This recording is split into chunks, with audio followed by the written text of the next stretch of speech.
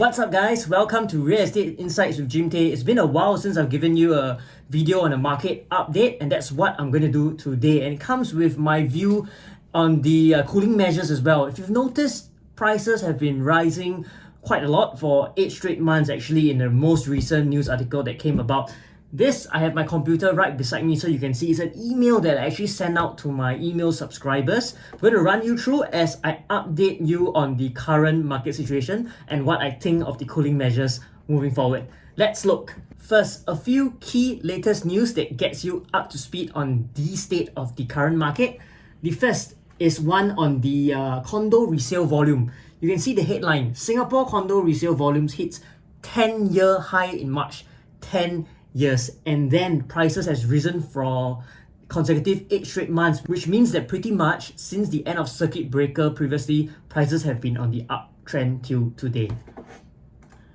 Second article, not just for resale condominiums, we have to look at HDB resale prices, which is something that has come back into the spotlight very strongly after consecutive almost a 7 to 8 year fall in HDB prices since the year 2013. So look at this article. HDB resale prices climbed for fourth consecutive quarter in 2021.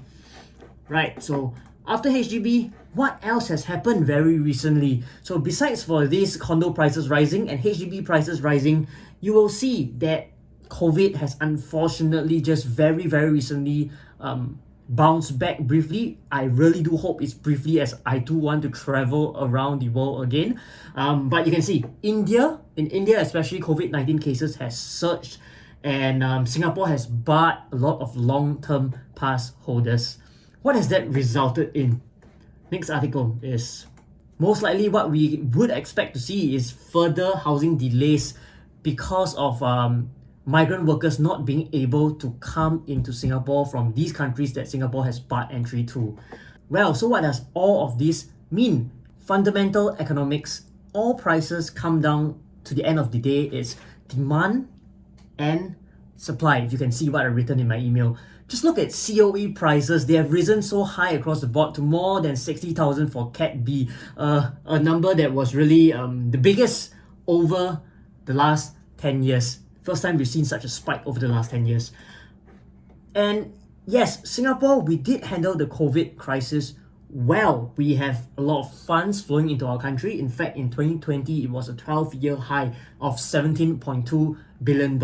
Our country is widely regarded as one of the best to have managed this COVID crisis. And just 4 days ago, you may have seen that Singapore's economy is forecasted to grow faster than 6%, although it may be uneven across sectors. Well, since I mentioned it's all about demand and supply, let me transcribe all the impacts that I mentioned earlier onto real things that are being experienced on the ground. So this is for the second part that I wrote over here. Okay, before we go to the graph, let's see. So what has happened because of what I mentioned earlier? First, about 43,000 or 85% of BTO projects would face delays from 6 to 9 months. That means that a lot of families who maybe were going to get their keys to their houses in 2021 or 2022 would have to wait about half a year to at least a year more in certain projects, depending on how far they are along in the construction progress. These are real households who need a roof above their heads. So I don't have the exact statistics to show how many families actually gave up on their BTOs because of this long wait. But imagine if you're a family and you're looking to start a family or move into their new home comfortably, and then there is a delay. If your house is due to come in a year, and then the delay is maybe to 1.5 years, you may be okay. But what if your housing project is 3 years or 4 years away, and then now you're informed that you need to wait an additional year with no end in sight as of now? Look, here's an estimate that HDB did release previously. I don't have the latest figures, but this is what they said in an article back in January 2019. So the article in January 2019, they gave the statistics for BTO bookings that were cancelled in 2018, and that's 900 flat buyers. So one of the main reasons for cancelling the BTO flat bookings were either a change in housing plans which could have meant that buyers wished to remain in their existing flat or buy a resale flat or had a change in financial circumstances. 2020's figures, like I said, are not reviewed yet, but I would not be surprised given the circumstances if numbers exceed 2,000. Since in 2018, it was a relatively trouble-free year and we already had about 900. It could easily be more than double that in 2020. I think it's a very, very fair assumption to make. So what happens to these buyers? These buyers who can't wait, and I personally do know people who are faced in such a situation. They then flock to where else? The resale market, because if you can't get a HDB BTO, the only other logical option is the HDB resale market. Of course, unless you can afford the private property, but then that's another topic to discuss. In that sense, you may not have even considered BTOs. So this group of buyers that I first mentioned, those who gave up the BTO, they would then join new buyers who plan to buy new BTOs but are no longer considering it due to the uncertain wait, meaning those that wanted the BTO but because of this decided to go for a resale flat instead.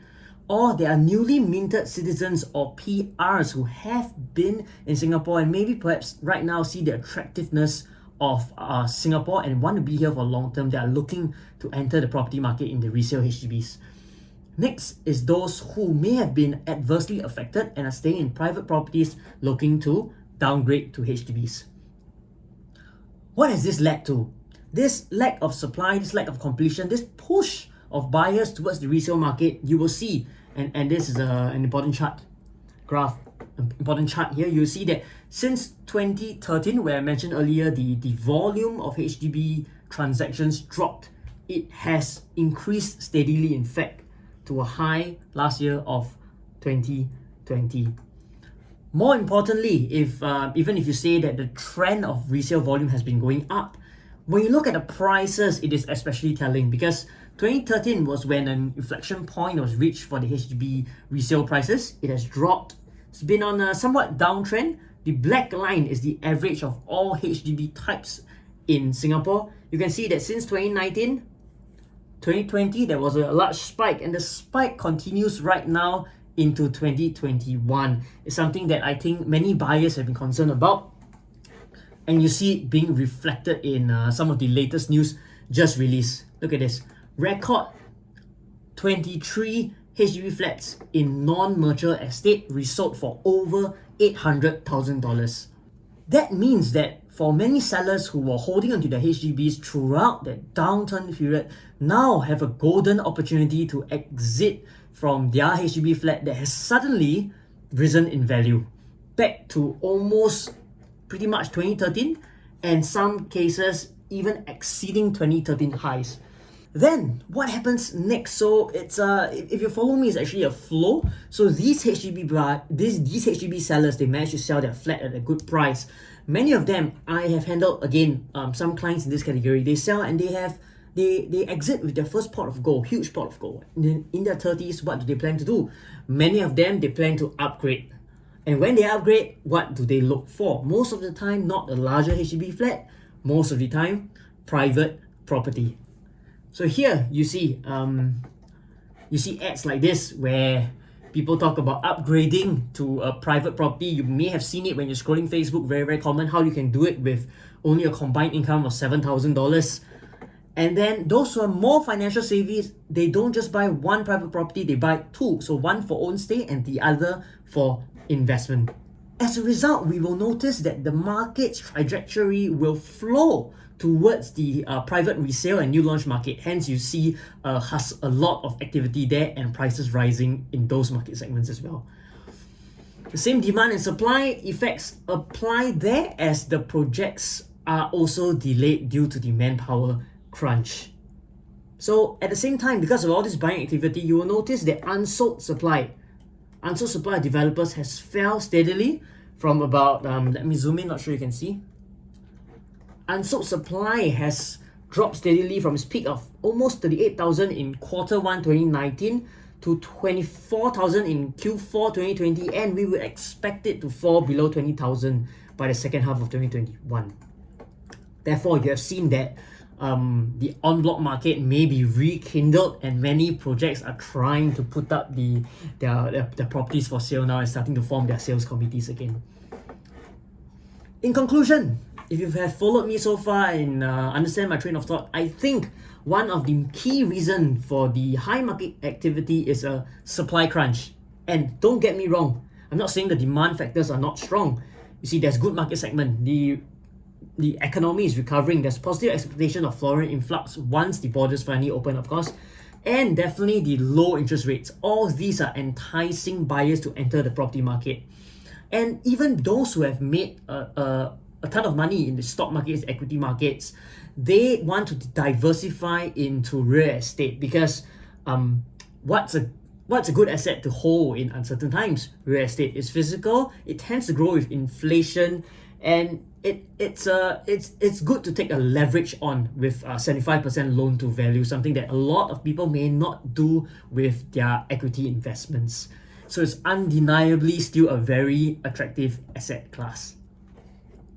Which leads me finally back to the main reason of writing this article. Are cooling measures coming? And if so, what measure? Well, let's look back at what are some of the key existing measures implemented by the government already.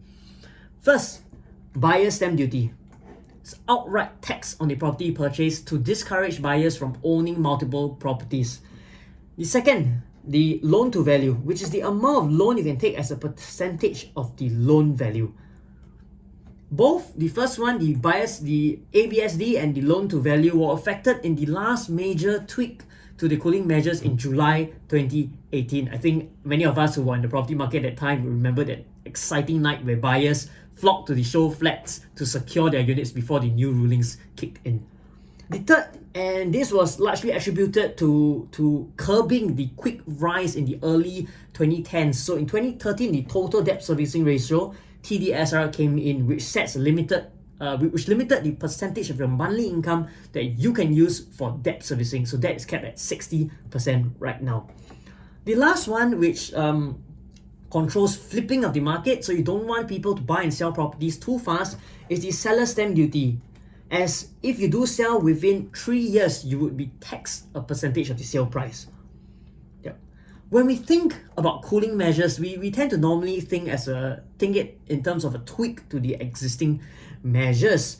Some of the tweaks that have been made, besides for the one on July 2018, was one where they increased the buyer stamp duty for properties above $1 million. You have to pay 4% and an additional percentage point. And another one was relaxing of the cooling measures. So take note, the government does not just do cooling measures, they do easing measures as well. So an easing measure was one where they reduced the seller stamp duty liability period from 4 years to 3 years. Now, besides for tweaks, there are also cooling measures that fall outside those earlier mentioned.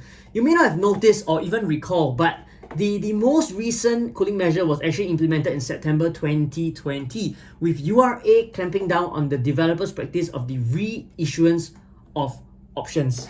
Let me show you the article very quickly. Yes, here it is. URA clamps down on reissue of options to purchase for private homes. New curbs take immediate effect.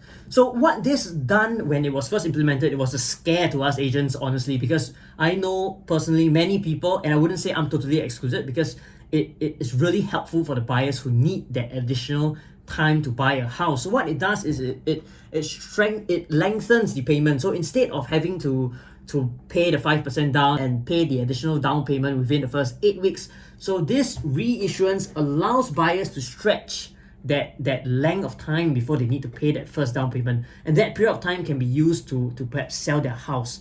So in some ways, this was a cooling measure as it prevented developers from selling houses first upfront without the buyer actually exercising, meaning to 100% committing to the purchase.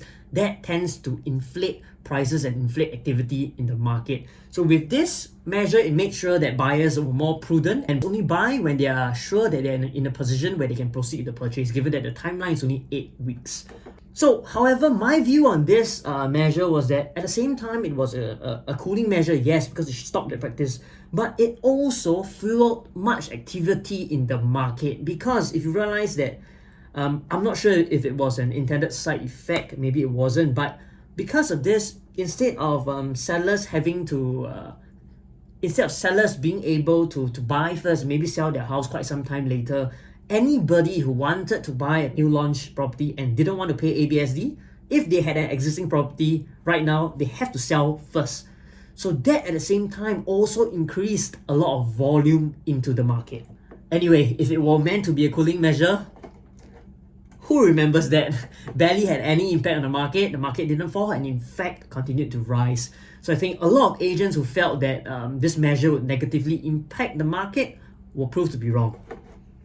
Now, as I conclude, here's my view. Since it's a supply-based circumstance right now, supply crunch in the market, supply isn't something that can change overnight.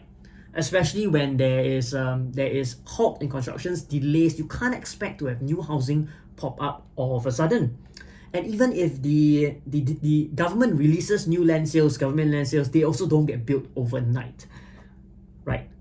And if you really drill down, and this is what many agents won't tell you, and you read in the media, you see that prices have gone up. But do you know that in fact, if there are certain places that prices are still less than first half of 2018, that was before the major cooling measures in July 2018. Take for example this one at Affinity at Serangoon, this property in Serangoon Gardens Estate. You will see that the historical high of close to 1,800 per square feet was in June 2018, and that was before the cooling measures. Even till almost 3 years later now, prices have still not yet rebounded to the pre-2018 cooling measures level. So I would say that my view on the cooling measures, would it be affected on the private property market? I personally think that the private property market is one where buyers tend to be more financially secure and savvy. So realistically, there's so many safety nets built in with the existing cooling measures. It's difficult. If you want to over leverage, you have LTV that stops you at 75%. You want to pay more of your debt servicing with whatever income you're getting. You're also limited by the 60% TDSR. So there's only so far you can push yourself when you want to buy property in Singapore. So of course, there are some ways to structure deals very creatively, and I have done so for my hyper aggressive clients, but it's definitely far from the norm for buyers to do that when making property purchases. So here's what I think is much more reasonable, and I think definitely has come up in the government's thinking in terms of cooling the market. So here, cash over valuation. It is making a very strong comeback, and it's something which I think the government would be looking at. First, look at this article in January. More HDB resale flat buyers willing to pay prices higher than units valuation. Again, now in April, you see cash over valuation back in the spotlight as rising property demand drives resale prices up. The HDB market is where, at the end of the day, majority of our local population resides in, and it's the area where I think the government doesn't want prices to go up way too high. So how can they do that? I think there's one way, and in fact, it's by controlling the COV. Because if you're not very familiar with the HDB process, let me share with you that for HDB, the HDB board, Housing Development Board, controls the valuation of the property. This is unlike private property where it's controlled by the banks and the external valuers. So with my bold prediction, and you may have already noticed that previously there were already talks of the government might be stepping in to control HDB prices from crossing over the 1 million mark. So it's my bold prediction. I think that the cooling measure would affect the HDB market, and restrictions might include setting a cap on the COV, cash over valuation.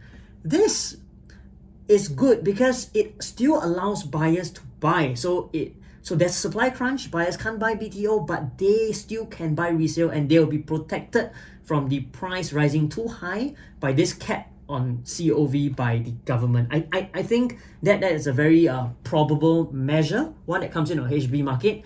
And at the same time, because these sellers may not be able to exit at a very high price, one that is above their initial expectations, that would help to bring calm to the rest of the market as well. Yep, I hope you enjoyed this video when I run through. Again, this email is one that I send is one that I send to my subscribers. So if you're not yet subscribed, head over to my website www.jimtay.com. You will see on the home page you have this sign up box where you can enter your name and your email address, and then I would send you periodic emails, not weekly, not even bi-weekly, but as and when I come up with new content, a new idea on something that is useful to share, I would make sure it reaches out to my email subscribers first. Okay, if you don't see this, there might be a newsletter icon somewhere above, because I'm in the midst of also doing a slight revamp to my website. So head over there and subscribe to my newsletter. Once again, my name is Jim Tay. Leave me a like, a thumbs up. There's a link to this article in my blog below as well in the description. Leave a comment, let me know what you think. Subscribe, and I'll see you next time.